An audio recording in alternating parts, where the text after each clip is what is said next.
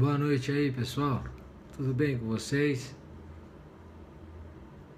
Pessoal de Recife, de Doverlândia, de Maceió, Teresina, Maringá, BH, pessoal de Aracaju, Limeira, São Paulo, Natal, Brasília, Mineiros, cidade onde eu morei, Itumbiara, Goiás, São Paulo, Caruaru, famosa Caruaru.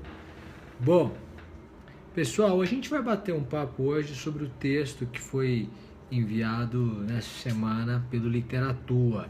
Para quem não sabe, só para retomar, às quintas-feiras agora a gente vai discutir uma crônica que eu escrevi há muito tempo atrás, 2 anos atrás mais ou menos, e aí é só cadastrar o e-mail no site do Literatura que você recebe uma crônica de uma página, meia página às vezes.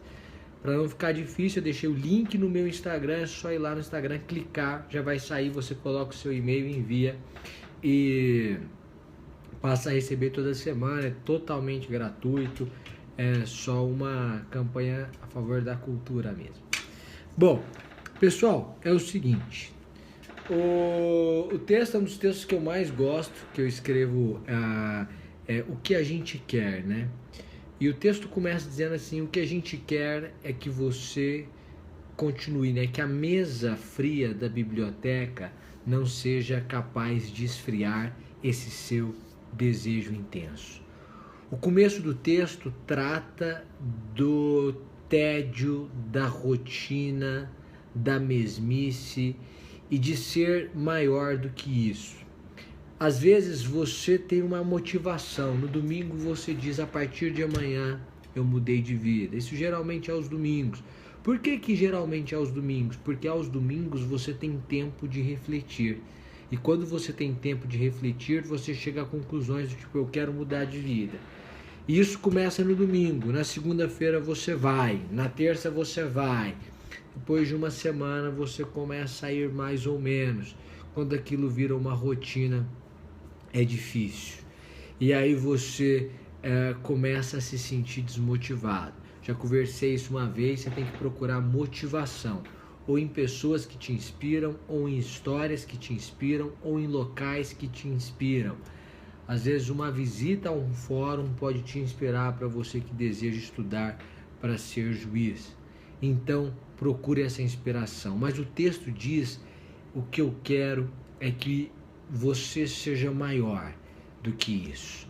Que a mesa fria da biblioteca não seja capaz de esfriar esse seu desejo intenso.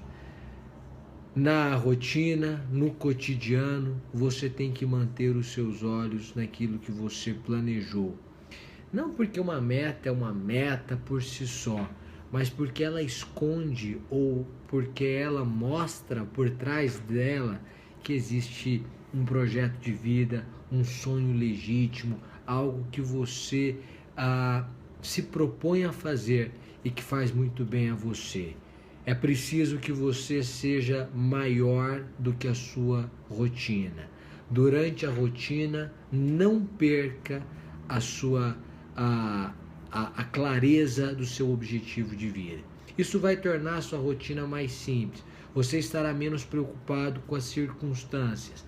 As circunstâncias vão te afetar menos, porque você tem um objetivo muito claro, porque você decidiu ser maior do que a rotina. Qual é o perigo da rotina?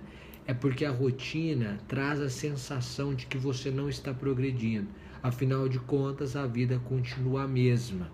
E quando a vida continua a mesma, você começa a imaginar que o seu sacrifício não tem gerado resultado. Mas, em verdade, ele tem gerado resultado. É só porque o fruto demora um pouco mais. Coisas grandiosas, feitos grandiosos demandam tempo. Se não houver o teste do tempo, é porque não é tão grande assim. Mas isso é rotina. Mas a segunda parte do texto diz: o que a gente quer é que você entenda que essa derrota é só um degrau dessa escada de vitórias que é a sua vida. A segunda parte do texto está dizendo que você precisa ser maior do que a adversidade. Rotina é: eu preciso continuar o meu plano, eu preciso continuar aquilo a que eu me propus a fazer, eu preciso continuar a lutar pelo meu projeto de vida, a despeito de ainda não enxergar terra. Eu estou no meio do mar e eu não consigo enxergar terra. A adversidade é: eu preciso continuar a despeito do resultado negativo. Isso acontece muito quando você estuda para um concurso e não passa. Quando você passa na primeira fase e é reprovado na segunda fase, isso já aconteceu comigo. Há uma sensação de regresso. Quando o sujeito monta uma empresa e não dá certo.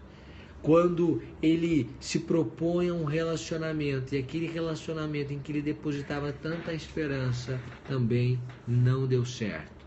Houve uma contrariedade, um revés da vida. E o texto vai dizer que você precisa ser maior do que essa adversidade.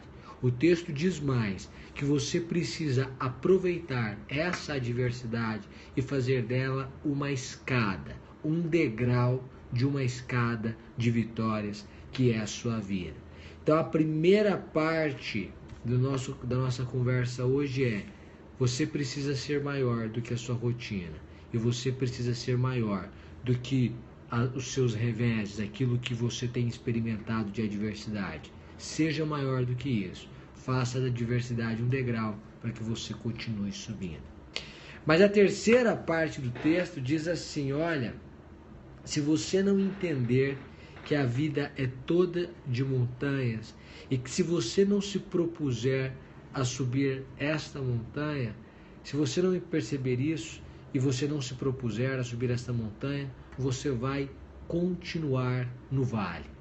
A verdade é que eu pessoalmente, no aspecto secular aqui, eu não gosto de uma visão muito maniqueísta de pessoas, né? Ou a pessoa é do bem, ou a pessoa é do mal. Mas em relação a posições, as posições são meio maniqueístas, porque ou você é bem, ou você não está bem. E se você não está bem, é porque em verdade você está mal. É como se a vida fosse realmente uma série de montanhas, e entre as montanhas há vales. A gente tem uma preguiça enorme de subir a montanha. Primeiro que você, quando começa a subir a montanha, não sabe se vai ter energia suficiente para chegar ao pico da montanha. E aí você fica com medo de subir um pouco, perder aquele tempo subindo, desperdiçar energia, tempo de vida, seu projeto de vida, e você fala: gente, eu não sei se eu vou chegar no topo. A questão é: se você não começar, uma certeza você pode ter: se você não subir, não começar a subir, realmente você nunca vai chegar no pico, no alto da montanha, de forma alguma. Então, às vezes a gente se pega nessa dúvida, porque na teoria é fácil falar. Mas e quando o sujeito fala assim: não, eu vou estudar para o concurso de juiz? E ele fala: nossa, eu vou ter que estudar 1, 2, talvez 3 anos, talvez 4. E se eu não passar? Eu vou começar a me sacrificar tentando subir essa montanha, mas e se eu não passar? A questão é: se você não começar a subir a montanha, realmente você nunca vai passar. A única chance que você tem é subindo a montanha. A única chance que você tem de mudar a sua realidade é começar a subir. Porque se você não subir, a realidade não vai mudar. Quando o aluno meu vai prestar prova, eu digo sempre isso: sua vida só tem chance de melhorar. Piorar, ela não vai, porque não aprovado você já está. A única chance que você tem é de ser aprovado. Então, o que eu quero te estimular é perder o medo de subir a montanha, o receio de que o seu esforço pode ser em vão. O seu esforço não é em vão. Quem quer ir além do bojador tem que ir além da dor, já dizia Fernando Pessoa. E Fernando Pessoa, quando começa, porque todo mundo conhece aquela parte da poesia que diz assim: valeu a pena, tudo vale a pena se a alma não é pequena. Mas ele começa dizendo, essa poesia de Fernando Pessoa faz referência à quantidade de pessoas que morreram, ou a quantidade que morreu quando Portugal era um império e tentava conhecer o mundo, conhecer, inclusive descobrir a América. Mas e aí eles iam pelas navegações. E aí Fernando Pessoa vai escrever: ó mar salgado, quanto do teu sal são lágrimas de Portugal. Para te cruzar, quantas mães choraram, quantas mães ou quantos filhos em vão rezaram, e quantas noivas ficaram por casar, para que fosses nosso, ó mar. É mais ou menos essa poesia de Fernando Pessoa, em que ele fala do sofrimento, do sacrifício, para que haja conquista, para que houvesse conquista. Então, se você quer conquistar alguma coisa, esteja disposto ao sacrifício. E a boa notícia é, se você não estiver disposto ao sacrifício, você vai continuar no vale. Porque se você não está satisfeito onde você está, com quem você está, com o seu estilo de vida, você já está no vale. Isso você não escolhe, você já está no vale. O que você precisa é sair do vale. E para você sair do vale, só subindo a montanha. Não se engane. E faça um favor de não olhar para as pessoas que estão em um vale pior do que o seu. Porque a gente consegue se consolar olhando para a miséria alheia. Sempre haverá alguém mais miserável do que você, e sempre haverá alguém mais próspero do que você, porque a vida é relativa. A riqueza própria é medida com base na miséria alheia mesmo. Mas você não pode pegar isso como referência. O que você tem que pegar como referência, sempre eu acho que você tem que olhar para cima e subir. Mas o que você precisa ter principalmente é a ideia de: eu estou satisfeito onde eu estou, eu quero continuar crescendo. Para mim, a falta de desafio é um tédio total. Então, é preciso ter algum desafio para que haja algum ânimo para que você possa subir. Minha opinião. Então, se você não estiver disposto a subir a montanha, pode saber que você vai continuar no vale. Mas o texto prossegue e vai dizer: se você não perdoar, vai continuar sofrendo. E se você não pedir perdão, vai continuar sozinho. O texto fala do poder do perdão.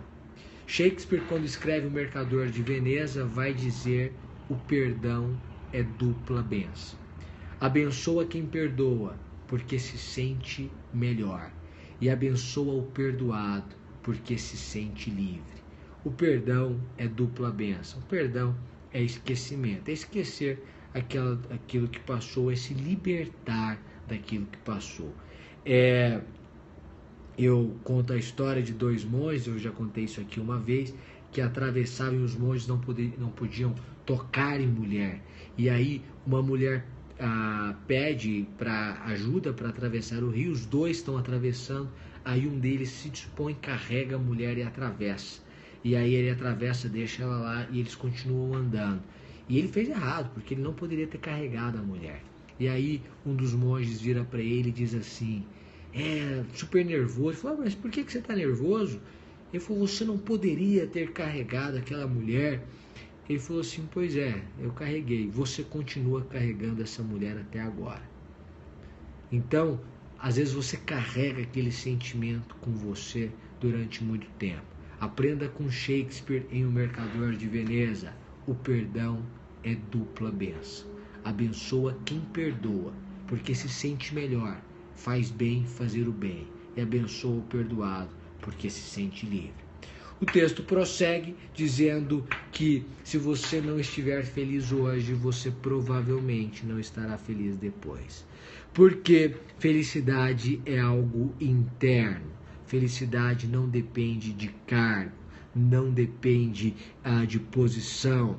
Isso se chama realização profissional, mas não se chama felicidade. Felicidade é contentamento, é bem-aventurança. É a sensação de não ver a vida passar e não desejar que ela passe, porque a vida está muito boa. Isso é felicidade.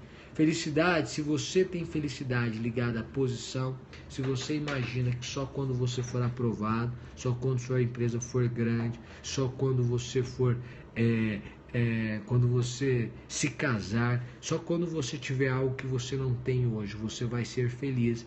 Engano seu, porque você está colocando a felicidade em algo externo. Felicidade é interna.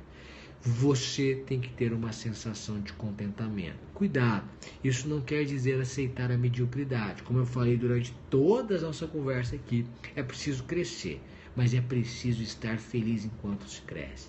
Você encontra pessoas no cursinho, ambas estão estudando.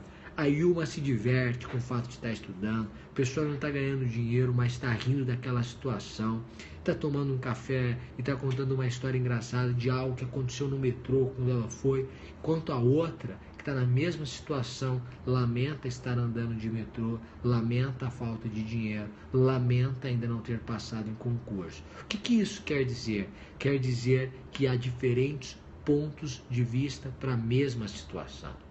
Tem gente que desenvolve um sentimento de autocomiseração. Não desenvolve esse sentimento, isso apenas te apequena. Você não tem que ter dó de si mesmo. É preciso que você seja o maior investidor da sua vida. E isso tem muito a ver com felicidade. Muito a ver com felicidade. Felicidade é interno. Então enxergue a sua vida de uma maneira engraçada. E o texto vai dizer isso. Olha, se você não rir da sua gordurinha aí, e vai continuar infeliz. E se você não decidir que vai correr, vai continuar gordo. Então você tem que querer a mudança, mas tem que ser feliz enquanto você vai trabalhando por essa mudança. Isso é felicidade, rir da sua situação. Stand-up de si mesmo, adorei essa frase. E a última parte do texto é: eu nunca vi pessoas que não sonham grande, chegar longe. As pessoas que chegam longe são pessoas que sonham muito grande. E é muito legal você ver isso, porque é muito interessante você perceber que você tem que sonhar grande. Há um empreendedor, eu não me lembro o nome, que diz o seguinte: se quando você contar as suas ideias para os seus amigos, eles não rirem, isso quer dizer que a sua ideia já está passada, já está antiquada, já não é uma grande ideia. As pessoas têm que olhar para você e dizer: não, isso é impossível, isso é uma bizarrice, você está brincando que você está chegando a essa conclusão, que você quer ser isso. Não, isso é impossível de ser, mas na verdade não é. Então você precisa pensar grande, sonhar grande. É isso que defende Jorge Paulo Lemann, a gente já conversou sobre isso, é isso que defende toda pessoa que consegue uma realização pessoal e profissional. E não só profissional, gente, pessoal. Você tem que sonhar grande, você tem que sonhar em ser o melhor pai do mundo, o melhor marido do mundo, o melhor filho do mundo, e você tem que ter isso com você. Você tem que ser envolvente. O rio corre para o mar. Você quer atrair coisas boas, então decida ser mar, decida ser grande, de uma nobreza grande, de um grande sentimento, e você vai ser esse fato de você sonhar grande vai te levar muito longe. Na verdade, como eu disse ontem, não é você que produz suas ideias, são suas ideias que produzem você. Então sonhe grande. Só a título de curiosidade, por exemplo, isso não é sonhar grande. Quando eu comecei a escrever, uma amiga minha, super amiga, assim, uma pessoa que eu gosto muito, chegou em mim e me sugeriu que eu não escrevesse. Eu acho melhor você não escrever, é muita exposição, para que você vai se expor? E aí eu fui escrevendo, e hoje eu adoro escrever. Quer dizer, se eu tivesse ouvido, não teria escrito. Então, o que eu quero de você é que você diga: não, eu vou me expor, não tenha medo do ridículo, não. Faça o que você tem vontade, sonhe grande, e as coisas vão fazer muita diferença na sua vida se você decidir seguir essa sua intuição aí e sonhar grande. Tá certo? Gente, o texto é esse de hoje, esse texto que eu queria conversar com vocês. Na semana que vem tem outro texto. Se você não se inscreveu, vai lá, clica no meu Instagram no link, coloca o seu e-mail para você passar a receber toda semana essa crônica para a gente bater um papo. Tá certo? Gente, olha, uma boa noite. Muito obrigado pela presença de vocês. Um beijo enorme e até segunda-feira, porque hoje é quinta-feira. Tá certo? Tchau, gente. Tchau, tchau. Até mais.